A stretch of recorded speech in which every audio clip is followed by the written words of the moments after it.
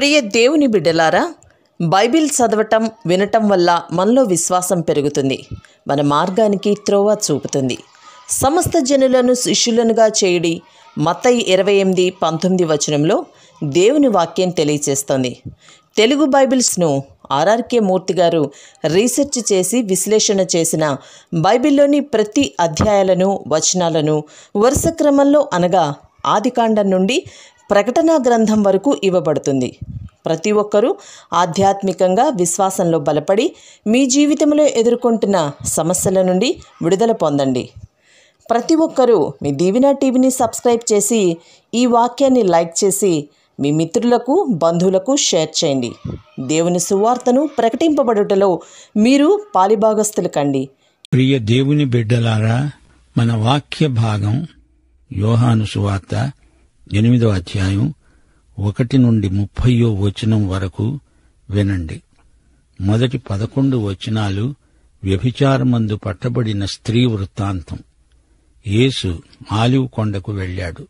తెల్లవారగానే యేసు తిరిగి దేవాలయములోనికి రాగా ప్రజలందరూ ఆయన వద్దకు వచ్చారు. గనుక ఆయన కూర్చుండి వారికి బోధిస్తున్నాడు. శాస్త్రులు, పరిసయ్యులు వ్యభిచారమందు పట్టబడిన ఒక స్త్రీని తెచ్చి ఆమెను మధ్యలో నిలువబెట్టి ఆయన్ను అడిగారు, బోధకుడా, ఈ స్త్రీ వ్యభిచారము చేస్తుండగా పట్టబడింది. అట్టివారిని రాళ్లు రువ్వి చంపాలని ధర్మశాస్త్రములో మోషే మనకు ఆజ్ఞాపించాడు గదా. అయినా నీవేమి చెప్తున్నావు? ఆయన మీద నేరము మోపాలని ఆయనను శోధిస్తూ ఈలాగున అడిగారు. అయితే యేసు వంగి నేలమీద ఏమో రాస్తున్నాడు. వారు ఆయనను పట్టు వదలక అడుగుతూ ఉండగా ఆయన తల ఎత్తి చూచి వారితో అన్నాడు, మీలో పాపము లేనివాడు మొట్టమొదట ఆమె మీద రాయి వేయవచ్చు. ఆయన మరల వంగి నేలమీద రాస్తూ ఉన్నాడు. వారు ఆ మాట విని పెద్దవారు మొదలుకొని చిన్నవారి వరకు ఒకని వెంట ఒకడు బయటికి వెళ్లారు. యేసు ఒక్కడే మిగిలాడు. ఆ స్త్రీ మధ్యను నిలవబడి ఉన్నది. యేసు తల ఎత్తి చూచి అడిగాడు, అమ్మా, వారెక్కడ ఉన్నారు? ఎవడూ నీకు శిక్ష విధించలేదా? ఆమె, లేదు ప్రభువా అన్నది. అందుకు యేసు ఆమెతో అన్నాడు, నేను నీకు శిక్ష విధించను. నీవు వెళ్లి ఇక పాపము చేయకు. యేసు దేవాలయంలో వ్యభిచారమందు పట్టబడిన ఒక స్త్రీని క్షమించాడు. ఈమె ఒక వ్యభిచారిణి. ఈమెనేమి చెయ్యాలి, ఎలాంటి శిక్ష విధించాలి అని ప్రభువును అడుగుతున్నారు. యేసు ఈ సందర్భాన్ని పురస్కరించుకొని లోకానికి వెలుగు అనే అంశం మీద మాట్లాడతాడు. ఈ ప్రబోధం ఎంతో అమూల్యమైంది. ఆయన నోట వెలువడిన వాక్కులివి. యేసు పాపాలను క్షమించగలడు. అట్టి అధికారము ఆయనకున్నది. తండ్రి ఆయనకిచ్చిన అధికారమది. అంతకు ముందు రోజు సన్హెద్రిను సభ సమావేశమైంది. మెస్సియా ఈయన అవునా కాదా అనే విషయంలో వారు భిన్నాభిప్రాయాలు వెలిబుచ్చారు. నికోదేము ఒక్కడే యేసు ప్రభువు పక్షంగా మాట్లాడాడు. అందరూ ఎవరి ఇండ్లకు వారు వెళ్లిపోయారు గాని ఒక్కడూ ప్రభువును తన ఇంటికి రమ్మని ఆహ్వానించిన వాడే లేడు. తెల్లవారగానే ఆయన తిరిగి యెరూషలేముకు వచ్చాడు. దేవాలయంలోకి వెళ్లి కూర్చుండి బోధిస్తున్నాడు. అప్పుడు మతనాయకులు ఏమి చేశారో చూడండి. ఒక స్త్రీని లాక్కొచ్చారు. నీచమైన, అసభ్యమైన పని అది. దేవాలయానికి బయట అంతా కలవరం, కలకలం. ఆమెను నేలమీద పడేసి పశువును లాక్కు వచ్చినట్లు తెచ్చి అక్కడ పడేశారు. జనసమూహానికి ఇదేమిటో అర్థం కావటం లేదు. ఆమె తల రేగి ఉంది, బట్టలు చిరిగి ఉన్నాయి. మతాధిపతులు ఆమె పట్ల దురుసుగా, మోటుగా, క్రూరంగా ప్రవర్తించారు. ఆయన బోధిస్తున్నాడు. చాలామంది వింటున్నారు. అకస్మాత్తుగా ఒక స్త్రీని తెచ్చి అక్కడ పడేశారేమిటి? ఈమె వ్యభిచారము చేస్తూ ఉండగా పట్టుకున్నాము అంటున్నారు. ఆమె అపరాధి, పాపం చేసింది నిజమే. యేసు ఆమె పాపాలన్నిటినీ క్షమించాడు. ఇక మీదట పాపం చెయ్యకు అని ఆమెను మందలించాడు. ఆమెను తెచ్చిన ఈ మతనాయకులకు ధర్మశాస్త్రం బాగా తెలుసు. లేవియకాండం 20వ అధ్యాయం 10వ వచనం ఏమంటోందో వారికి తెలుసు. పరుని భార్యతో వ్యభిచరించిన వానికి, అనగా తన పొరుగువాని భార్యతో వ్యభిచరించిన వానికి, ఆ వ్యభిచారిణికి మరణశిక్ష విధించాలి. ఆమెతో వ్యభిచరించిన ఆ పురుషుడేడి? అతణ్ణి వారు తేలేదు గనుక ధర్మశాస్త్రాన్ని, న్యాయాన్ని అమలు పరచటంలో వారికి శ్రద్ధ లేదు, ఆసక్తి లేదు అని తెలుస్తోంది. వారి ఉద్దేశ్యమే వేరు. ధర్మశాస్త్రం చెప్పింది సరిగానే ఉంది, అందులో ఏ లోపమూ లేదు. ఇదంతా యేసును చిక్కులో ఇరికించే ప్రయత్నం. ఈయన మోషే ధర్మశాస్త్రానికి వ్యతిరేకంగా తీర్పు చెబుతాడా? ధర్మశాస్త్రం చెప్పిందానికి ఈయన ఎలాంటి అర్థం చెబుతాడు? ఈయనలో తప్పు చిక్కించుకొని ఆయనపై నేరం మోపాలనే ఉద్దేశ్యంతో ఆ సన్నివేశాన్ని వీరే కల్పించారు.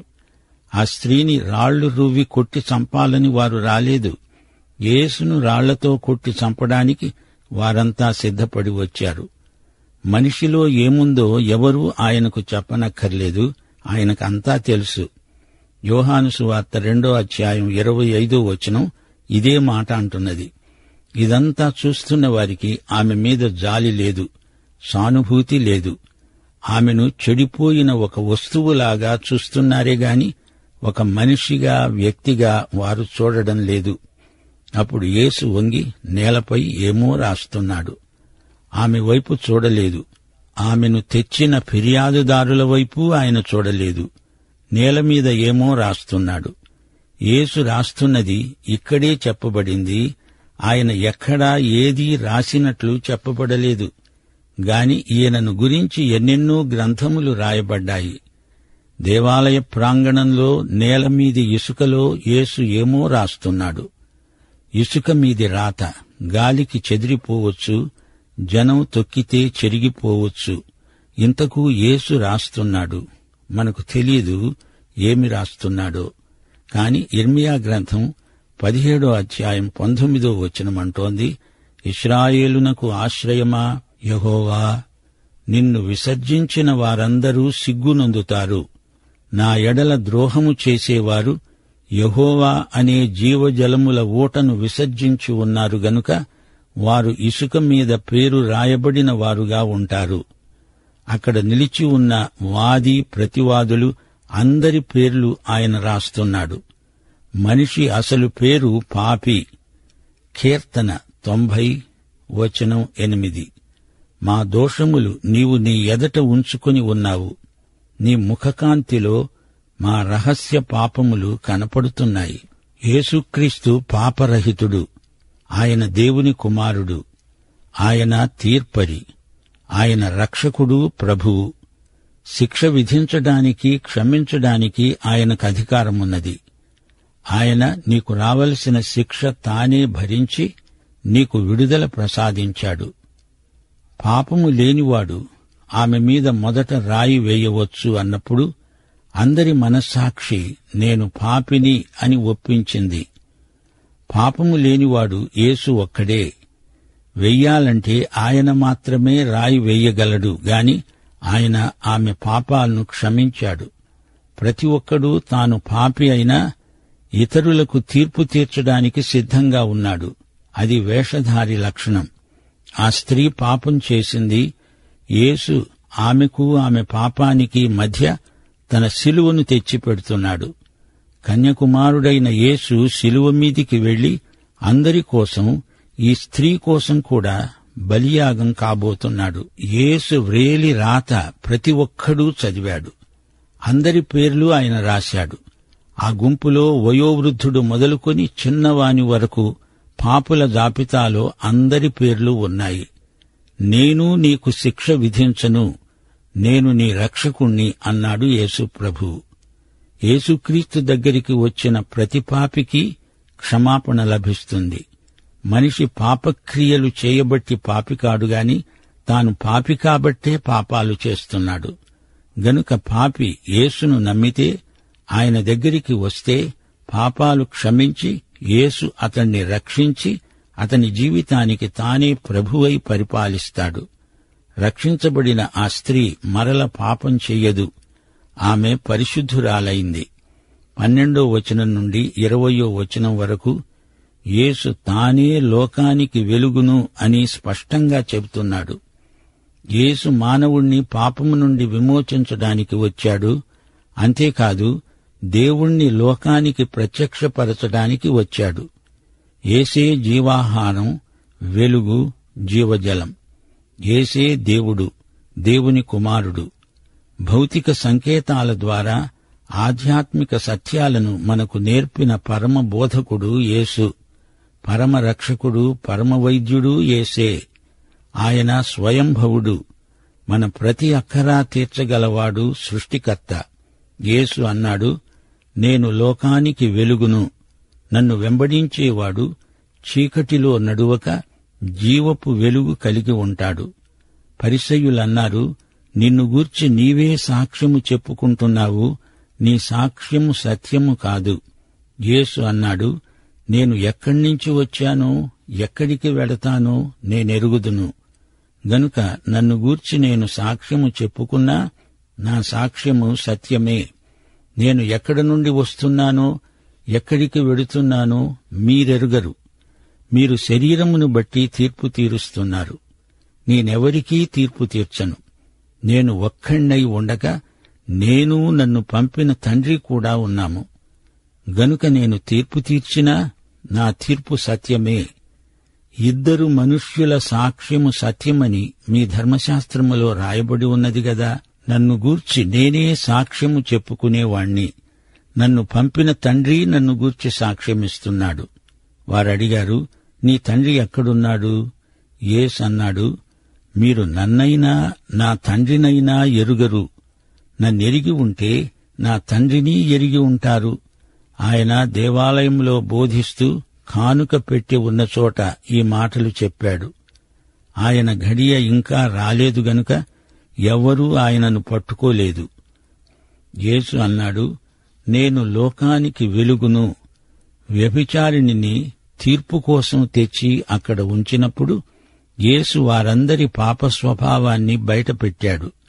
ఆ స్త్రీయే కాదు, మీరందరూ పాపులే అని ప్రభువు తీర్పు చెప్పాడు. యేసు వెలుగులో అన్ని పాపాలు బయటపడతాయి. లైట్లు వెలగ్గానే నల్లులు, ఎలుకలు, బొద్దింకలు పరిగెత్తిపోతాయి. వెలుగు పాపాన్ని బట్టబయలు చేస్తుంది. అందుకే శాస్త్రులు, పరిసయ్యులు వెళ్లిపోయారు. దేవుడు వెలుగు. 1 యోహాను పత్రిక 1వ అధ్యాయం 5వ వచనం, ఆయన పరిశుద్ధత, ఆయన న్యాయము సంపూర్ణమైనవి. భౌతికంగా మనకు వెలుగు, కాంతి కావాలి. దీనిని గురించిన భౌతిక విజ్ఞానం ఎంతో విస్తృతమైనది. వీటిని గురించి శాస్త్రజ్ఞులు ఎడతెగని పరిశోధనలు చేస్తూనే ఉన్నారు. వెలుగు లేనిదే రంగు లేదు. ఏది ఏమైనా వెలుగు మర్మం తెలియకపోయినా అందరము వెలుగును అనుభవిస్తున్నాము, ఆనందిస్తున్నాము. యేసు ఆధ్యాత్మికమైన వెలుగు. యెషయా గ్రంథం 35వ అధ్యాయం 8వ వచనం, మూఢులైన దానిలో నడుస్తూ తోవ తప్పరు. వెలుగు లేకుండా ఎంత మంచి దారైనా అపాయమే. పాదాలకు దీపం ఉండాలి, త్రోవకు వెలుగు ఉండాలి. వెన్నెల కాదు, ఇది సూర్యకాంతి. యేసును వెంబడించే వారికి జీవపు వెలుగు ఉంది. పర్ణశాలల పండగలో దీపాలతో అలంకరించబడిన దేవాలయంలో నిలిచి ప్రభువన్నాడు, నేనే లోకానికి వెలుగును. ఈ లోకారణ్యంలో యేసే మనకు అగ్నిస్తంభం, మేఘస్తంభం. యేసు సాక్ష్యాన్ని మతనాయకులు సవాలు చేస్తున్నారు. యేసుకు తాను ఎక్కడ్నుంచి వచ్చింది తెలుసు. మనుషుల ఊహపోహలు కావు. యేసుకు ఆయన తండ్రికి ఉన్న అవినాభావ సంబంధం అలాంటిది. శరీరం ఆధారంగా తీర్పు చెప్పకూడదు.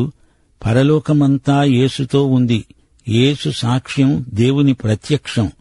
మతనాయకులారా, యేసు సాక్షాత్కారం ఎదట మీ బుకాయింపులు నిలవవు. యేసు ఎవరనుకున్నారు? ఆయన దేవుని అద్వితీయ కుమారుడు. యోహాను సువార్త 20వ అధ్యాయం 17వ వచనంలో యేసు మగ్దలేనే మరియతో అన్నాడు, నా తండ్రి, మీ తండ్రి అయిన వాని వద్దకు నేను ఎక్కి వెడుతున్నాను. మనం యేసుక్రీస్తును నమ్మి ఆయనను బట్టి దేవుని బిడ్డలమవుతున్నాము. గాని యేసు అలా కాదు. త్రిత్వంలో ఆయనకు కుమారత్వపు స్థానం ఉంది. అది నిత్యమైనది, శాశ్వతమైనది. యేసు దేవుణ్ణి తండ్రి, అబ్బా అనగలడు. ఆయన దేవుని కుమారుడు. మనం ఆయన్ను బట్టి దేవుని బిడ్డలమవుతున్నాము. యేసు నాటి మతనాయకులతో అన్నాడు, నన్ను మీరు ఎరిగి ఉంటే తండ్రిని ఎరిగిన వారవుతారు. దేవాలయంలో కానుక పెట్టి ఉన్న చోట అది స్త్రీల విభాగం. ఇక్కడికే వారు వ్యభిచారినైన స్త్రీని ఈడ్చుక వచ్చారు.